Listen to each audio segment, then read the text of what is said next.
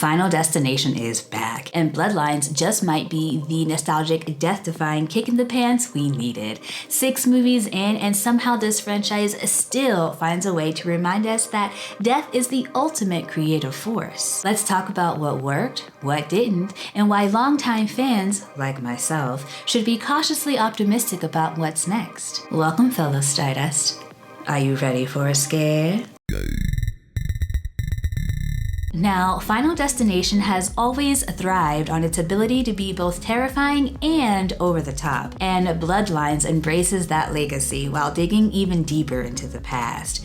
We go back to the 1960s, exploring the origin of this supernatural force that stalked teens and 20-somethings for over 2 decades. This timeline twist felt fresh and gave the movie real narrative weight, especially for a 6th installment. Yes, Final Destination 5 technically dipped its toes into prequel territory, but this film goes all in, and you can feel the difference. The stakes feel personal, the atmosphere is lived in, and it adds a level of lore that the series hasn't really attempted before. And let's talk about the callbacks. This film is packed with them, sometimes subtle, sometimes right in your face, from visual Easter eggs to the unmistakable whiff of doom every time a character interacts with something remotely sharp or unstable. Bloodlines is clearly made by people who love the franchise. And speaking of legacy, Tony Todd. What a send-off. Y'all, I was audibly blubbering in the theater. Letting him speak to the audience directly without a scripted monologue was the perfect choice. It's rare that horror icons get their flowers while they're still part of the story,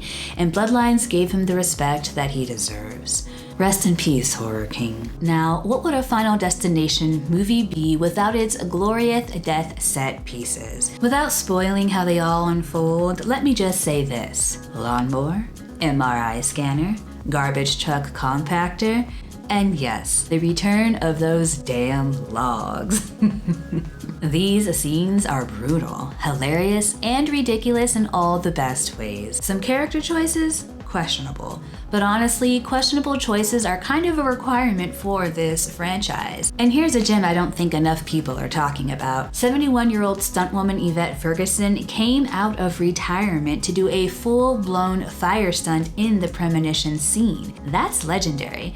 Director Zach Lipovsky even said it might be the world record for the oldest person set on fire on camera.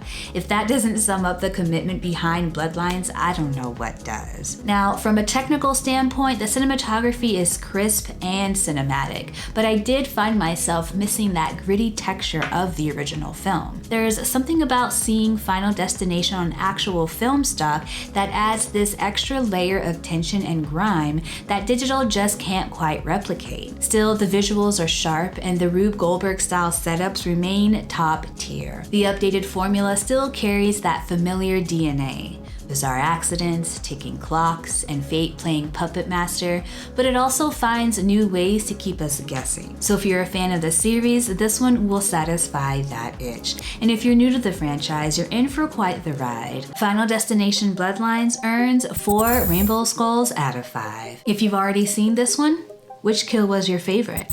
Let me know in the comments. And if you're still paranoid around log trucks after all these years, you're not alone. Also, Stardust, if you'd like to watch my reaction to watching the film Shocker, sign up to become a patron. Once active, you'll get access to monthly exclusive content as well as access to my Discord server. And if you haven't already, hop on the Rainbow Fright freight train and hit that subscribe button along with the notification bell. That way you'll get notified every time I upload a new video. Until next time, Stardust. Peace.